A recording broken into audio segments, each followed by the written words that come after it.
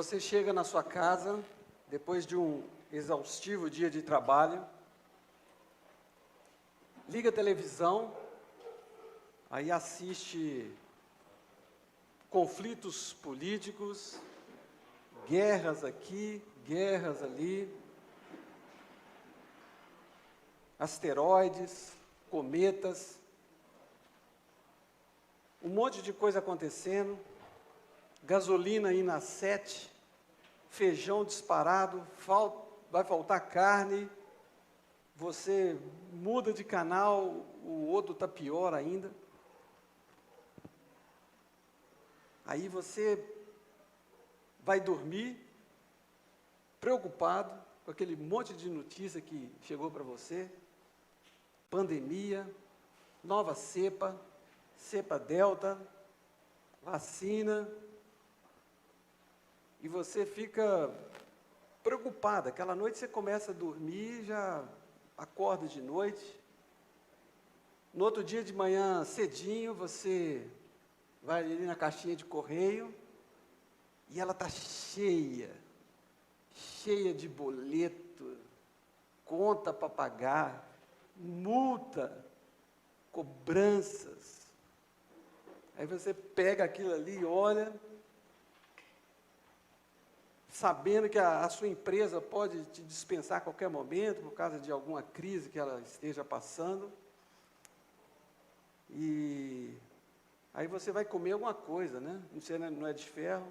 Aí você vai lá na despensa, está bem vazia, você abre a geladeira, tem lá só água e cebola, e você fica preocupado. É assim que nós ficamos muitas vezes quando a gente começa a assistir e perceber o mundo à nossa volta, né? É sobre isso que eu quero falar com vocês hoje. A nossa igreja aqui, durante esse mês, ela está falando sobre ansiedade. O Zambelli já pregou sobre ansiedade, o pastor Oswaldo falou sobre ansiedade aqui durante a semana, e hoje eu gostaria também de trazer uma mensagem sobre ansiedade. Ansiedade está sendo muito falado porque virou uma pandemia. Muita gente está tendo ansiedade. Eu sei que vocês sabem o que é ansiedade, mas na Bíblia, a palavra ansiedade, ela é uma mistura de duas palavras gregas, que significa assim, dividida, meris, e mais noia, mente dividida. Sabe assim, quando você está aqui, mas a sua mente está pensando no amanhã, você está pensando no futuro, pensando em alguma coisa. A ansiedade, na verdade, é uma mente indo mais depressa do que a vida. A vida, ela apresenta, assim, os nossos cuidados, né? E a gente fica querendo buscar as coisas que ainda provavelmente irão acontecer ou não, e traz para hoje. E a mente começa a ficar dividida. Essa preocupação, essa mente dividida, às vezes, ela tem um sentido positivo, de você preocupar com uma viagem, preocupar com a formação do seu filho, preocupar com o ministério lá em Quixaba. Tem esse lado positivo. Agora, também, ela tem o sentido negativo, e é isso que eu gostaria de falar com vocês hoje, o sentido negativo. Porque, pensando bem, a ansiedade é a atitude mais tola e inútil que o ser humano ele pode assumir. Por quê? Primeiro, a ansiedade sempre está relacionada com o futuro, e o futuro, ele não existe. Não existe o futuro. O que existe é hoje. E você não sabe se você vai estar vivo daqui a 1 minuto. Mas a gente fica ansioso, preocupado com a coisa ainda que não existe. E ela tira, assim, na verdade, o nosso presente. Você, ao invés de viver o presente, você está vivendo o futuro. E o futuro rouba o seu presente, querendo ou não. Não tira só o presente, mas também tira o seu sono. A gente muitas vezes acorda de noite, ansioso, preocupado. A ansiedade, ela tira a nossa paz, a gente fica inquieto. A ansiedade tira a nossa concentração. Você, quando você está ansioso, você não consegue concentrar num determinado tema. A ansiedade, ela tira também as nossas energias. A nossa energia é para a gente resolver os nossos problemas diários, para a gente pensar, raciocinar. E quando você está ansioso, você gasta muito energia com uma coisa desnecessária. A ansiedade é igual cadeira de balanço. Você precisa fazer muito movimento, mas você não sai do lugar. Não resolve. Se você parar bem, a ansiedade, ela faz tudo isso. Além de tirar a sua saúde, a sua pressão vai aumentar, o seu corpo vai funcionar de uma forma totalmente não do jeito que Deus não queria. E a gente está vendo muita gente aí entrando em muito medicamento desnecessariamente por causa da ansiedade. E pior, a ansiedade tira tudo isso e mais um monte de coisa que eu não falei aqui ainda, mas o que eu percebo é que a ansiedade, ela tem tirado é a confiança em Deus de muitas pessoas. Tem tirado a fé de muitas pessoas. Às vezes você canta que Deus é soberano, mas na hora daquilo que vem, aquelas adversidades, tribulações, você foca muito no problema e esquece o seu Deus. Nós cantamos aqui, Deus cuida de mim, Deus cuida de ti. Isso, a nossa razão já provou isso, mas na hora da dificuldade a gente fica como Pedro vendo a tempestade lá no mar da Galileia. Mesmo ele ouvindo a voz de Jesus, ele olhou para o vento e teve medo. Poderia olhar para o vento. O problema é o medo, aquela preocupação. Por isso que Jesus, ele já sabia disso. Jesus, ele é especialista na constituição do ser humano. E uma das coisas que ele falou para os discípulos dele é o seguinte: portanto, não vos inquieteis com o dia de amanhã. Não, pois o amanhã trará os seus cuidados. Para com isso. Basta cada dia o seu próprio mal.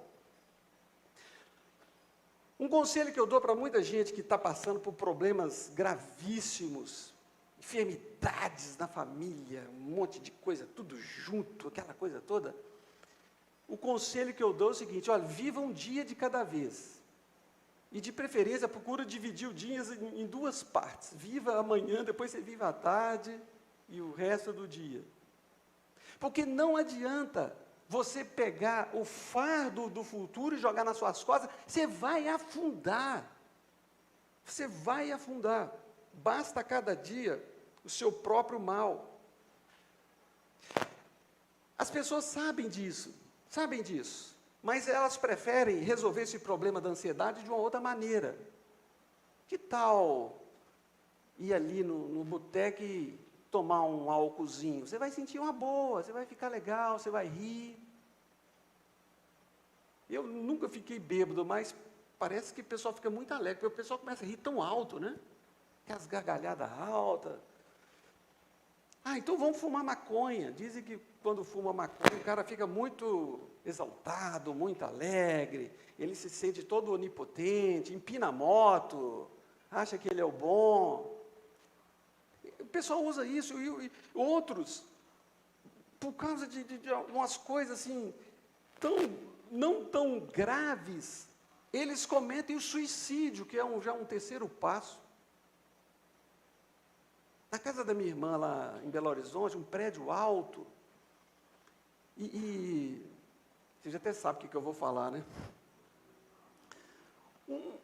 Um pai de família, com 3 filhos, ficou desempregado, bem de vida, e ele se jogou lá de cima, porque ele vendo aquela situação dele com os filhos, ele não estava aguentando suportar aquela preocupação ansiosa, doentia, ele se jogou lá de cima, esborrachou todo. Coisa terrível. Então, quando a gente fala de ansiedade, nós não estamos falando de bobeirinha, é uma coisa muito séria que todo mundo precisa tomar cuidado. E hoje eu vou mostrar para vocês um texto que a Bíblia mostra que vai fazer você mudar a chavinha da sua cabeça para você ter um pensamento diferente, um pensamento bíblico. Por isso eu gostaria de pedir que você abrisse sua Bíblia aí no Salmo 46. Abra sua Bíblia, ligue o seu celular no programa de Bíblia e vamos fazer a leitura desse Salmo, você acompanha aí. Se você está sem Bíblia, eu vou colocar aqui também, você pode acompanhar aqui, tá bom? Como tem várias versões diferentes, eu vou fazer a leitura aqui. O texto diz assim, começa não no versículo 1, tá? Tem um títulozinho aí que faz parte do Salmo, que diz assim, ao mestre de canto, ou ao líder dos levitas, ao ministro de música lá, o mestre, dos filhos de Corá, dos coraitas, um subgrupo lá dos levitas, em voz de soprano ou vozes agudas, aí vem cântico ou um hino para o culto, era um hino para ser cantado no culto. E ele começa assim, Deus é o nosso refúgio ou o nosso abrigo e fortaleza, ou a nossa força. Deus é o nosso abrigo e aquele que dá a força. Ele é um socorro ou auxílio bem presente nas tribulações ou adversidades, ou nos desesperos, nas angústias. Por causa disso, portanto, não temeremos, ainda que a terra se transtorne, um grande terremoto, e os montes se abalem, afundem no seio dos mares. Ainda que as águas tumultuem, espumejem, e na sua fúria os montes se estremeçam como um tsunami, ainda que novas pandemias venham por aqui, né? Há um rio cujas correntes se alegram a cidade de Deus, o santuário das moradas do Altíssimo. Deus está no meio dela, jamais será abalada. Deus a ajudará. Deus vem ao seu auxílio, bem cedinho, de madrugada, desde antemanhã. Bramam nações ficam agitadas, reinos se abalam, ele faz ouvir a sua voz, e a terra se dissolve, se derrete. O Senhor dos exércitos está conosco, o Deus de Jacó é o nosso refúgio, a nossa torre alta e segura. Vinde, contemplai as obras do Senhor, que assolações, que feitos estarrecedores ele efetuou na terra. Ele põe termo à guerra até os confins do mundo. Ele quebra o arco, despedaça a lança, queima os carros de fogo, dá um ponto final em qualquer agitação política que tiver por aí. Aquietai-vos, parem de lutar, e sabei que eu sou Deus, sou exaltado entre as nações, sou exaltado na terra. O Senhor dos exércitos está conosco, o Deus de Jacó é a nossa torre segura. Esse salmo, ele tem uma configuração bem simples. Ele tem aqui as 3 estrofes, né? E ele tem aqui o refrão, que é no versículo 7 e o versículo 11, que fala: o Senhor dos Exércitos está conosco, o Deus de Jacó, nosso refúgio. Algumas Bíblias trazem a palavra selá no final do refrão. É um verbo hebraico que significa subir, levantar, talvez levantar a voz ou levantar o olho para você ler o cântico, cantar a parte de cima. A gente não sabe direito o que é. E esse texto ele vai falar basicamente aqui 2 coisas. Vai apresentar Deus como sendo um refúgio, e vai também trazer algumas coisas aqui para a gente poder fazer diante disso tudo aqui que estava acontecendo. Eu quero mostrar para vocês um primeiro detalhe que apresenta aqui esse texto sobre quem Deus é. Às vezes a gente acredita num Deus, mas a gente esquece, às vezes, quem Ele é, o que Ele faz. Aqui, logo no versículo 1, fala assim: Deus é o nosso refúgio e fortaleza. Deus é o nosso abrigo e a nossa força, né? Socorro bem presente nas adversidades. Eu procurei saber assim, o que levou o salmista a fazer esse cântico de louvor, de adoração. Por que ele fez isso? E a gente sabe que esses cânticos, esse aqui, como o 47, 48, eles vão falar de uma vitória que Israel teve sobre o inimigo de uma forma espetacular, que Deus derrotou os inimigos sem a participação de forças dele, dos homens. Está relacionado com a cidade de Jerusalém.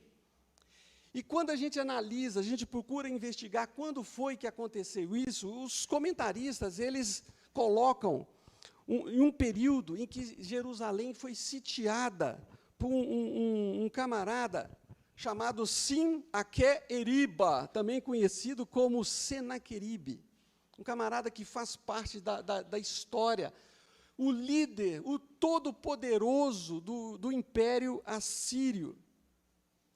E esse homem, ele tinha o propósito de sair lá da Síria e invadir o Egito. E ele precisava passar pelas terras de Israel. Então, ele já pegou Samaria, e quando ele chega em Judá, ele já pega várias cidades de Judá e parte para Jerusalém. Quando ele chega lá em Jerusalém, a cidade fechada, ele afronta a Deus, falando para Ezequias: quem é você? Nenhuma nação pôde me desafiar. Quem é você? Você vai ficar preso aí como um pássaro dentro dessa cidade. Você acabou. Ninguém consegue resistir ao meu poder, à minha capacidade.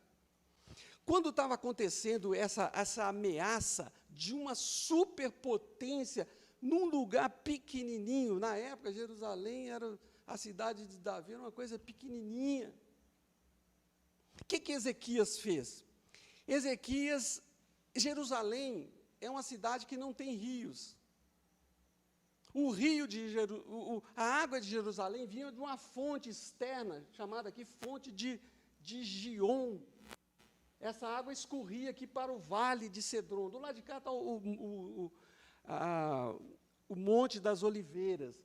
Então, o que ele fez? Ezequias falou assim: olha, eu não vou deixar Senaqueribe, o inimigo, chegar aqui e pegar a nossa água, nós vamos morrer todo mundo dentro da cidade.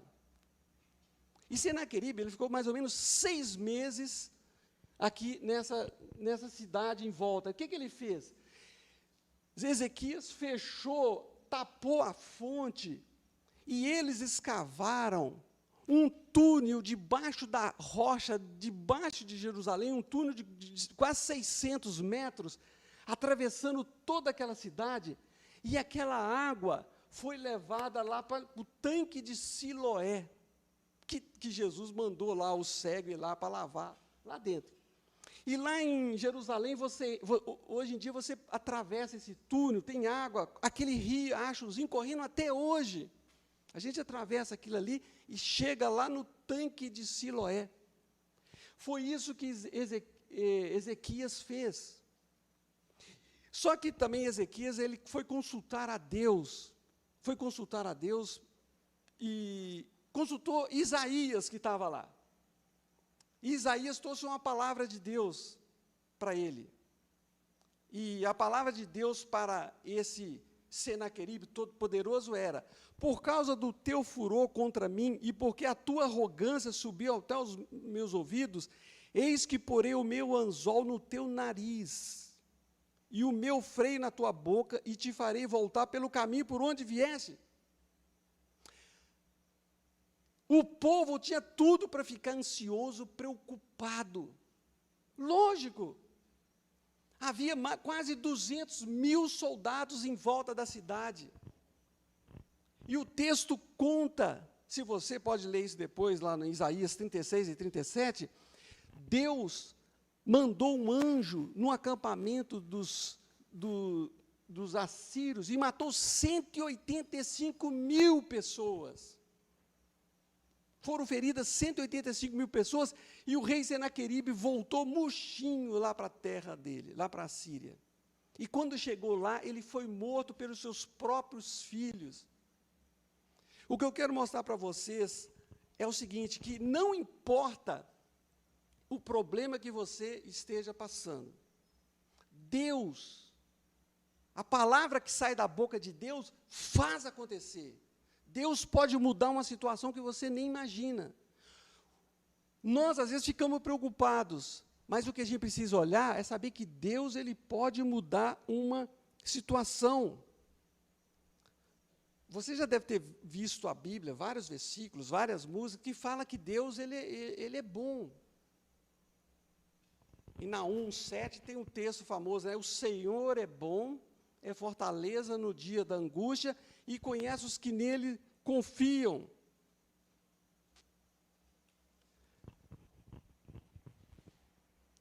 O Martinho Lutero, quando ele estava enfrentando dificuldades grandes, enormes na vida dele,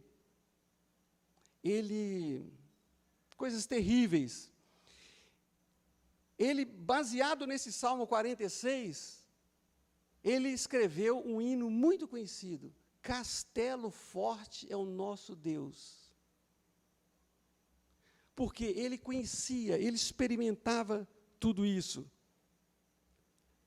Por isso que a gente vê aqui no texto, na sequência, a gente vai ver que o texto apresenta não só um Deus que socorre, mas também um Deus presente. Fala aqui, socorro bem presente nas tribulações. Quando você está passando por uma situação aí de dificuldade, de luta, quem tem sido o seu protetor? O pessoal aí vai consultar um horóscopo, vai buscar aí energias, cores, fluidos, buscar ajuda de alguém, ler a mão. Mas quem tem sido? Será que é o Deus Criador, o Deus verdadeiro que tem dominado a sua vida? Eu estou falando isso porque, no final, a gente vai voltar a falar aqui sobre ansiedade, porque a ansiedade está relacionada com a maneira como você se relaciona com o seu Deus. E aqui o texto fala, socorro bem presente nas tribulações. Eu tenho certeza que vocês já experimentaram alguma vez na vida de você o socorro de Deus. Com certeza. E esse Deus, ele continua agindo, continua fazendo coisas assim, tribulações acontecendo, mas ele socorre. Ano passado eu recebi uma mensagem de uma senhora lá em Belo Horizonte, e é interessante a gente ver que algumas pessoas passam por provações terríveis, mas elas conseguem superar o problema, não porque nela tem força, mas porque a maneira como elas confiam em Deus.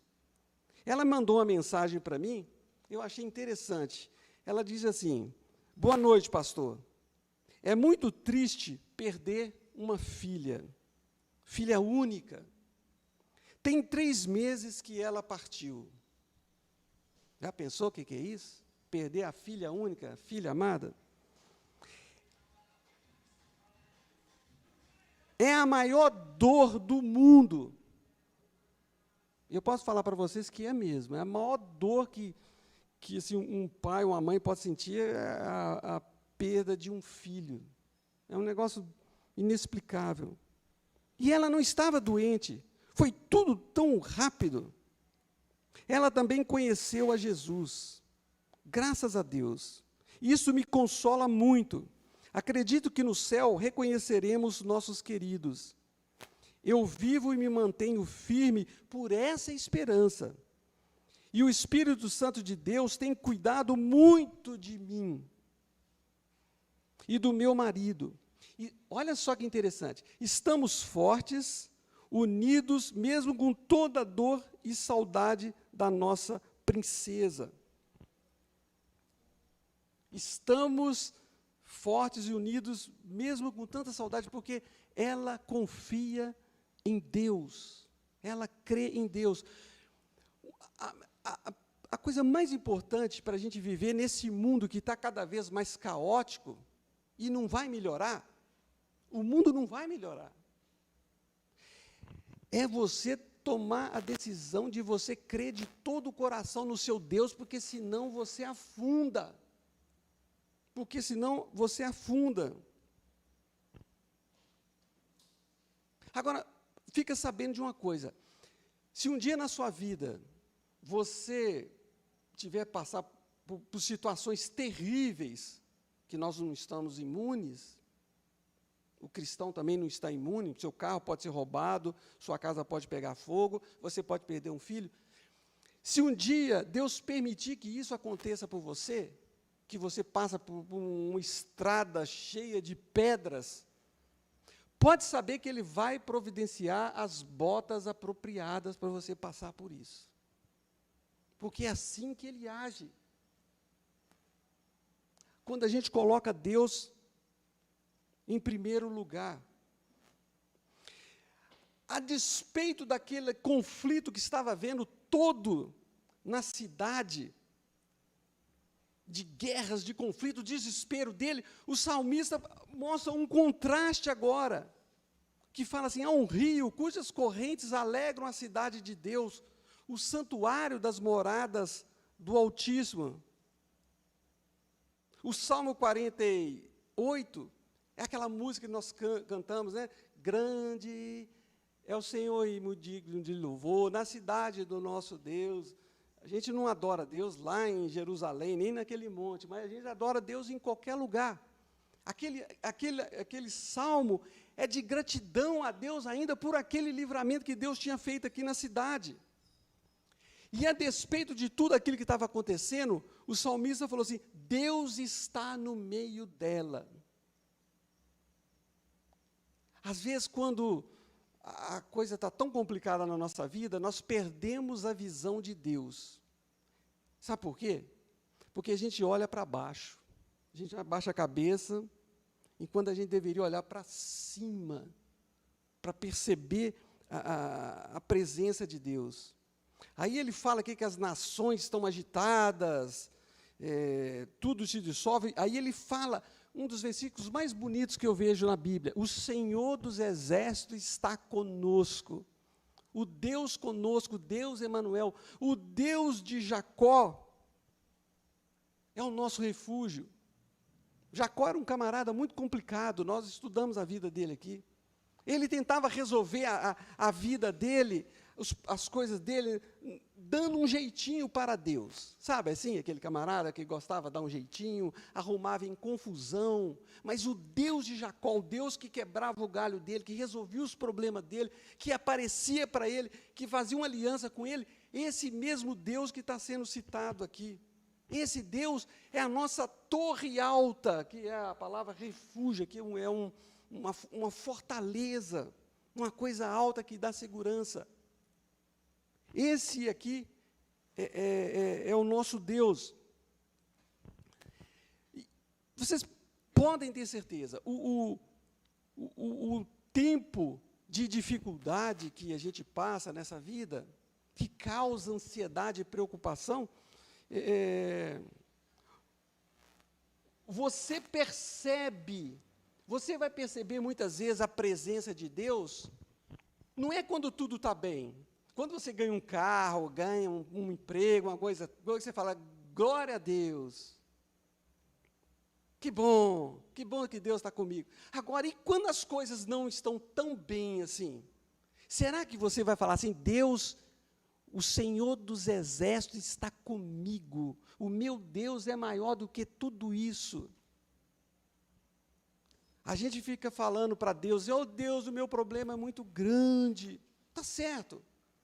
Mas às vezes a gente tem que falar para o nosso problema o tamanho do nosso Deus. Quem é o nosso Deus? O que Ele faz? Porque, mesmo diante de uma situação terrível, Deus ele atua de uma forma muito legal. Eu lembro quando o tempo que Deus mais falou na minha vida, que eu senti mais a presença dEle, sabe quando foi? Foi quando eu fiquei 1 ano com meu filho internado, fazendo tratamento de câncer lá no Boldrini. Foi um momento assim, terrível, mas ao mesmo tempo a igreja, o pastor Oswaldo, todo dia ele ia lá, a gente conversava, ele trazia uma palavra, vinha alguém que trazia um lanche, um cafezinho, um almoço, e a gente ali no hospital, e naquele hospital que eu percebi a presença de Deus, eu abria a Bíblia, assim, lia, sentia a presença de Deus, realmente, porque é assim que funciona, Ele é um Deus, o Senhor dos Exércitos está conosco. Então, diante de situações que levam você a ficar ansioso, fala assim, Deus está comigo, lembra do seu Deus. Agora, já que Deus é o nosso socorro, a nossa proteção, aquele que está presente, Deus está sempre presente, desde cedo, Deus conosco, qual que deve ser a nossa reação diante de tudo isso? Aqui o versículo 2 e 3 fala, portanto, já que Deus é o nosso refúgio, fortaleza, socorro, bem presente nas tribulações, aí vem aqui uma ligação aqui com, portanto, por causa disso, não temeremos, não tema o futuro, entrega o teu caminho ao Senhor, entrega a sua vida, entrega o seu futuro. Sabe quando tem uma coisa assim que está te tirando, está deixando você preocupado? Entrega para Deus em oração, faça uma listinha, ao invés de você ficar preocupado, faça uma listinha de tudo aquilo que está te incomodando e ora. Eu duvido que Deus não vai responder a sua oração. Quando você entrega uma coisa para Deus, fica sabendo que Ele vai dar um jeito de resolver aí. E aqui ele fala, ainda que a terra se transtorne, os montes, ainda que você perca seu emprego, ainda que você perca o seu pai, perca sua mãe, perca seu dinheiro, ainda que você seja roubado, que aconteça uma tragédia na sua vida, ainda que, coloca tudo isso aí que está deixando você preocupado. Porque a gente tem que ser realista com relação aos perigos. Os perigos acontecem, os problemas acontecem, nós não estamos imunes, nós não vivemos numa bolha, protegido. Deus ele é soberanamente controlador dos mínimos detalhes da nossa vida. Agora, a gente não tem que lembrar isso mesmo quando a gente está passando numa situação difícil. Por outro lado, os perigos, as dificuldades que a gente está passando, isso não significa ausência de Deus. Eu sei que Tem coisa que acontece com a gente fica chateado, mas a gente não entende. A gente não entende. O que a gente tem que falar assim, olha, mas Deus sabe assim o que ele está fazendo. Aqui uma outra atitude que fala aqui, além de você não temer, é você, ele fala assim, vinde, contemplai as obras do Senhor. Ele está falando assim, gente, veja o que Deus fez, a libertação que Ele providenciou. Olha que coisa fantástica que Ele fez.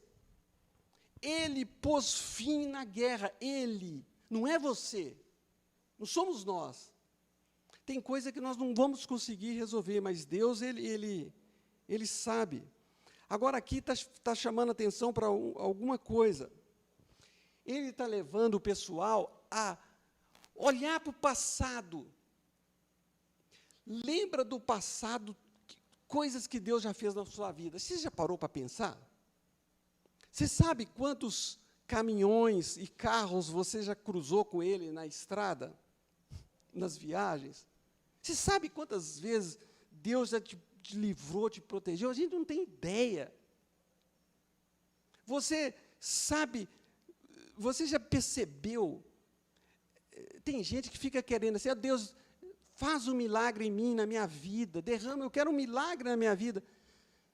Nós somos milagres ambulantes e não sabemos. O nosso corpo funcionando, a nossa cabeça, a gente poder andar, ter tudo funcionando, nós somos milagres. A gente tem que perceber. Alguém aqui já passou fome durante muito tempo? Não, provavelmente não. Eu tenho certeza que na casa de vocês tem coisa lá na geladeira, iogurte, maçã geladinha, comidinha, freezer está tudo cheinho de coisa para comer. Percebam a mão de Deus nessas coisas. Você que fica vendo a mão de Deus aí num monte de coisa, né?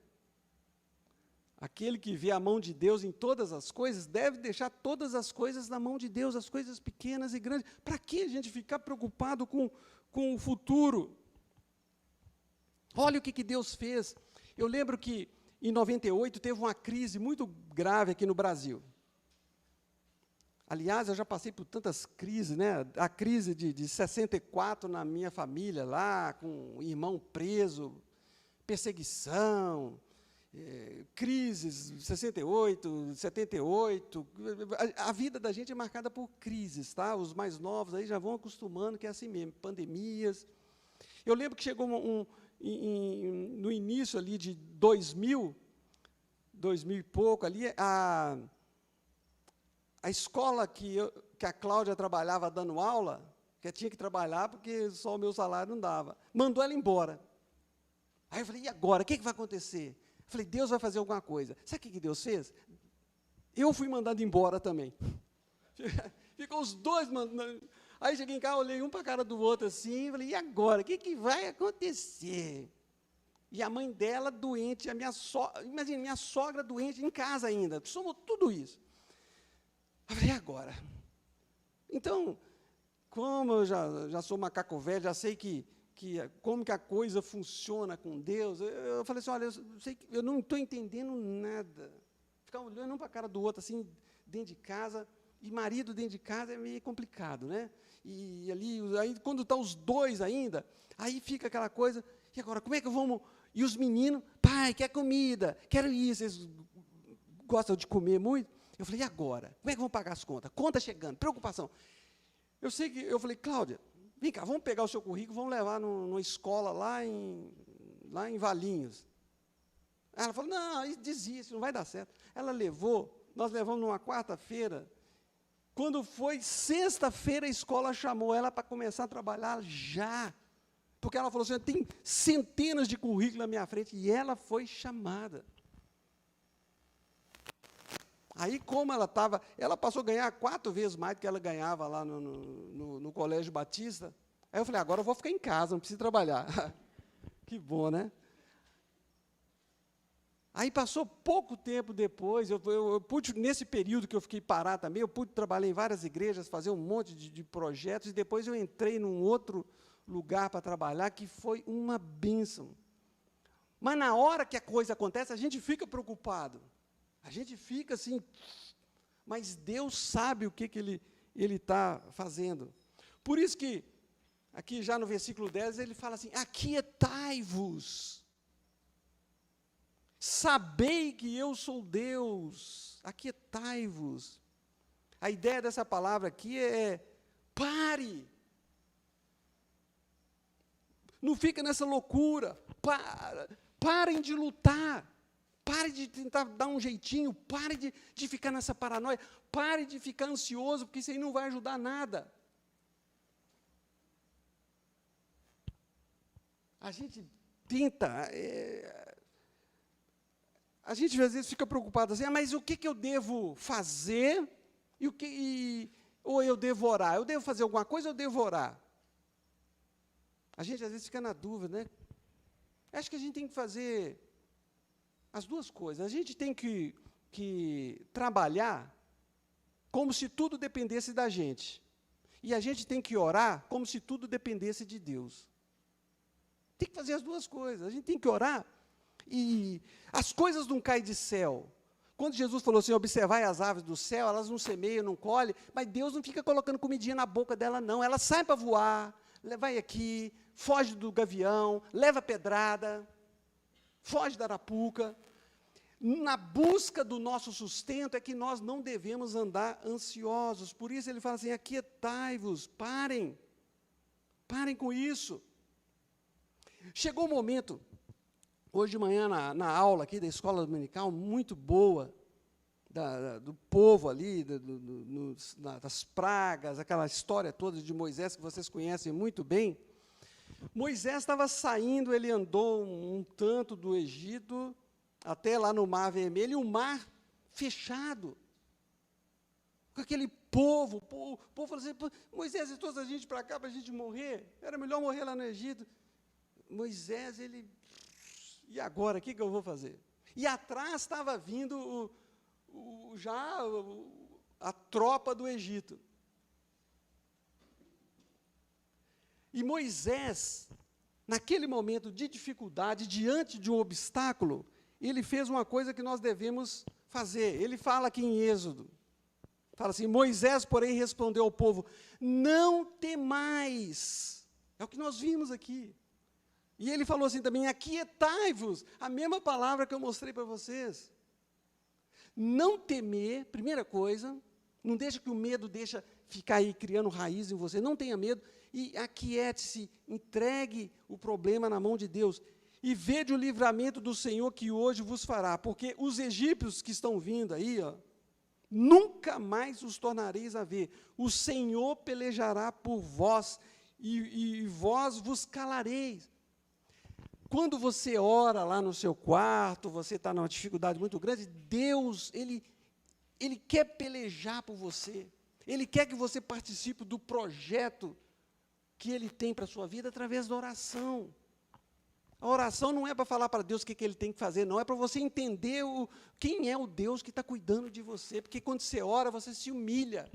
Você está falando com alguém que você não está vendo, não está ouvindo, mas você tem que crer que Ele existe, que Ele é o libertador. Por isso que a prática de oração é a coisa mais assim, fantástica que tem. A prática da oração. Agora, e aqui fala, a gente precisa conhecer a Deus. A ansiedade, quando a pessoa vive ansiosa, eu conheço algumas pessoas que são assim, preocupildos e preocupildas demais, qualquer coisinha está ansiosa, está preocupado com isso, será que vai acontecer isso? Será que vai ter isso? Cheio de pânicos, de surtos, né? Você vai, cuidado com isso. As minhas irmãs ficavam assim, cuidado, não sobe mais escada, cuidado, não faz isso, toma banho, você vacina. O cuidado é necessário, mas chega um momento que começa a virar pânico, de tanto medo. Se você ficar com medo, você não faz mais nada nessa vida. Agora, o que a gente precisa realmente é conhecer a Deus. Aquietai-vos e sabei que eu sou Deus. Eu sou Deus. Quando você começa a tentar dar um jeitinho, desconfiar, você tá falando assim para Deus, Deus, você não está cuidando direito. Olha o que aconteceu comigo. E não é por aí. Agora, o que tem deixado você ansioso? A sua listinha lá, que ela tem que ficar bem guardadinha, ela deve falar isso para vocês, né? O que deve eliminar a nossa ansiedade, preste atenção nisso aqui, o que deve tirar a nossa ansiedade não é a ausência de problemas. Porque tem gente que pensa assim, não, eu vou parar de ser ansioso quando eu resolver todos os meus problemas. Sabe quando você vai resolver todos os seus problemas, você não vai ter mais problema? É um lugar que chama cemitério. Lá você não vai ter problema, não vai ter cobrança, não vai ter gente fazendo barulho e te chateando, é lá. Então, não adianta você querer ter ausência de problema, porque sempre vai ter. Tanto com você, com a sua família, com o parente, como também de vírus e outras complicações que aparecem aí no mundo. Agora, as circunstâncias também não podem falar mais alto do que a palavra de Deus. As circunstâncias não podem ficar aí dominando a sua vida, porque isso quando você está tentando resolver o seu problema, você está se fazendo de Deus. Quem é você para controlar a sua vida? Que nada.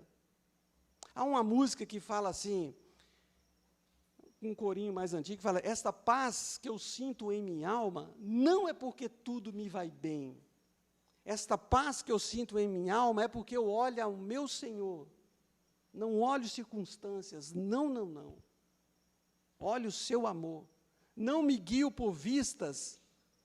Alegre eu vou porque eu confio em Deus. É assim que a coisa funciona. Então, gente, não fique tentando acabar com a sua ansiedade das formas mais equivocadas, ou você tentar também resolver os seus problemas, ou você tentar resolver a sua ansiedade.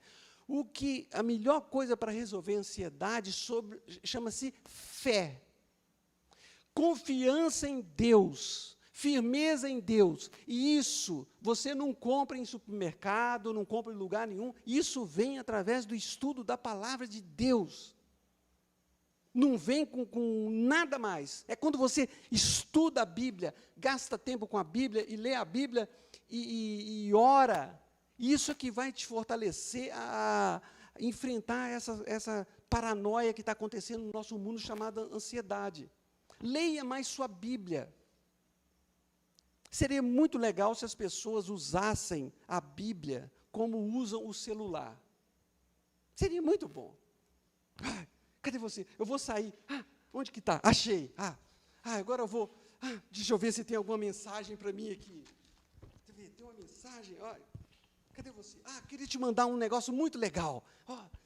Já pensou?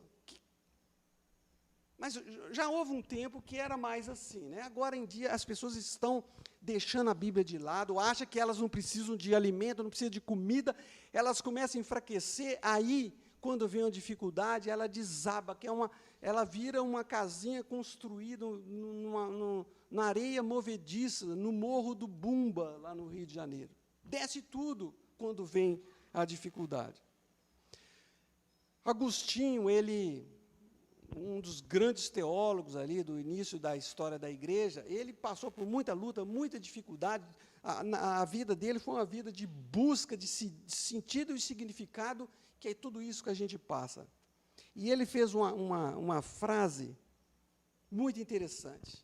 Ele disse o seguinte: ó Senhor, Tu nos criastes para Ti mesmo, e os nossos corações ficam ansiosos, preocupados, até encontrarem descanso em Ti. Ansiedade tem cura. Ansiedade É confiança em Deus. Crê em Deus. Entregue a Ele todos os seus problemas. Não é uma coisa, e isso é uma coisa diária, porque os problemas são diários. Leve sempre a Deus a sua ansiedade. Entregue a Ele. Nós vamos estar estudando mais sobre isso aqui na próxima semana, nas próximas semanas, sobre esse assunto. E que Deus abençoe a vida de vocês e que vocês exercitem nesse projeto de confiar em Deus. Vamos curvar as nossas cabeças nesse momento e vamos orar. Nosso Deus, nós queremos agradecer porque o Senhor é o nosso Deus, um Deus que toma conta. O Senhor é um Deus que está à frente, um Deus que faz o impossível acontecer, um Deus que está ao nosso lado.